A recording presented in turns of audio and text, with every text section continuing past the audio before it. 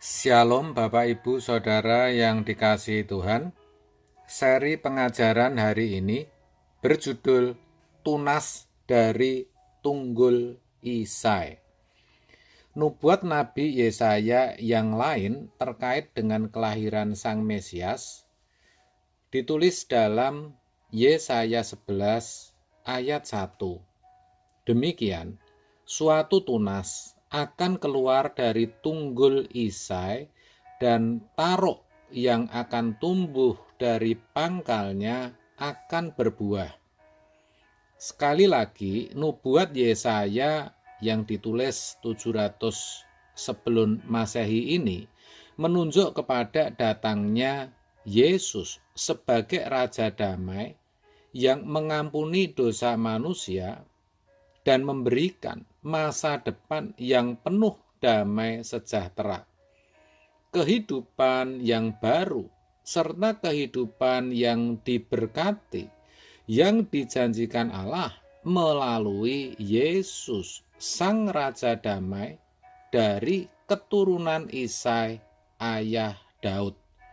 Yesaya menyebutnya suatu tunas akan keluar dari tunggul Isai.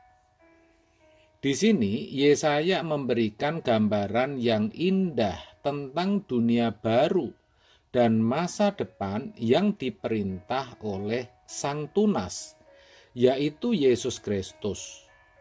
Saudara, tunas di sini terjemahan dari kata Ibrani netzer. Seorang penafsir mengatakan bahwa netzer merupakan akar kata dari nama Nazaret. Jadi, Sang Tunas, yaitu Yesus, disebut sebagai orang Nazaret atau orang dari Nazaret. Demikianlah dituliskan dalam Matius 2 ayat 23. Demikian, setibanya di sana, ia pun tinggal di sebuah kota yang bernama Nazaret. Hal itu terjadi supaya genaplah firman yang disampaikan oleh nabi-nabi bahwa ia akan disebut orang Nazaret. Saudara, dia, maksud saya Yesus, akan timbul sebagai tunas dari tunggul Isai, yaitu ayah Daud. Yesaya selain menubuatkan bahwa Sang Mesias itu akan lahir dari keturunan Daud, Yesaya juga menubuatkan bahwa kuasa Allah itu akan terlihat sepenuhnya dalam kelemahan manusia. Kelemahan itu dikalimatkan sebagai tunggul Isai. Tunggul adalah sesuatu yang paling rendah dari sebatang pohon. Isai, ayah Daud, adalah pribadi yang sederhana atau lemah, tidak sekuat dan seterkenal Daud. Jadi bukan suatu kebetulan jika Yesaya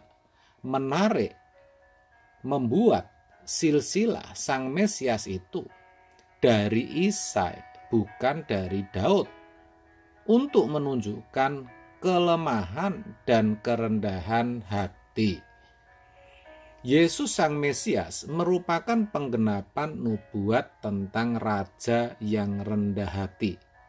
Tunggul Isai juga melambangkan bahwa Yesus adalah Allah yang menjadi manusia, hidup dalam silsilah manusia. Dalam Filipi 2 ayat 6-7 dikatakan, yang walaupun dalam rupa Allah tidak menganggap kesetaraan dengan Allah itu sebagai milik yang harus dipertahankan, melainkan telah mengosongkan dirinya sendiri dan mengambil rupa seorang hamba dan menjadi sama dengan manusia. Sekali lagi saya katakan bahwa kuasa Allah itu dimanifestasikan, diwujudkan sepenuhnya dalam kelemahan manusia. Jelas hal ini bertentangan dengan sebagian besar manusia yang terbiasa mengidentifikasi orang dari penampilan luar. Maksudnya mengukur, memandang orang dengan cara pandang duniawi. Harus kita ketahui bahwa cara pandang Tuhan jauh berbeda, sangat berbeda dari cara pandang manusia, dan bahkan kadang-kadang berlawanan, saudara. Hal itu dibuktikan dengan penolakan orang-orang Farisi terhadap Tuhan Yesus. Karena Tuhan Yesus dianggap tidak memenuhi kriteria mereka. Tunas dari tunggul Isai, yaitu Yesus Kristus itu, akan menjadi pemimpin dunia yang membawa kepada kesejahteraan, kebenaran, dan kebaikan. Awal penggenapan nubuat ini terjadi 700 tahun kemudian ketika Yesus Kristus lahir, sedangkan penyelesaiannya masih menantikan kedatangannya yang kedua. Tunas itu adalah lambang dari tongkat kerajaan yang akan turun dari tunggul Isai. Jelas bahwa tunas dari tunggul Isai yang dinubuatkan oleh Yesaya itu digenapi dalam diri Yesus Kristus. Kristus yang disamakan dengan manusia. Itulah yang dikatakan penulis Ibrani. Maka dalam segala hal ia harus disamakan dengan saudara-saudaranya. Maksudnya disamakan dengan manusia, supaya ia menjadi imam besar yang menaruh belas kasihan dan yang setia kepada Allah untuk mendamaikan dosa seluruh bangsa. Ibrani 2 ayat 17. Begitu saudaraku. Karena Kristus disamakan dengan manusia, dia juga memiliki kelemahan. Dia juga bisa merasa lapar, merasa sakit seperti yang kita alami. Tetapi bedanya dalam kesemuanya itu, dia tidak berbuat dosa. Ibrani 4 ayat 15 menuliskan demikian. Sebab imam besar yang kita punya bukanlah imam besar yang tidak dapat turut merasakan kelemahan-kelemahan kita. Sebaliknya, sama dengan kita. Ia telah dicobai, hanya perhatikan, tidak berbuat dosa.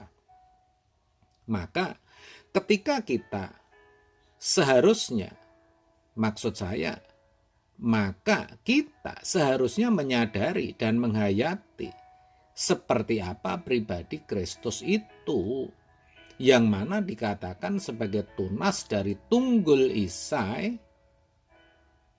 Kita harus benar-benar menerimanya sebagai Raja Damai yang mengampuni dosa manusia dan yang menyediakan masa depan yang penuh damai itu.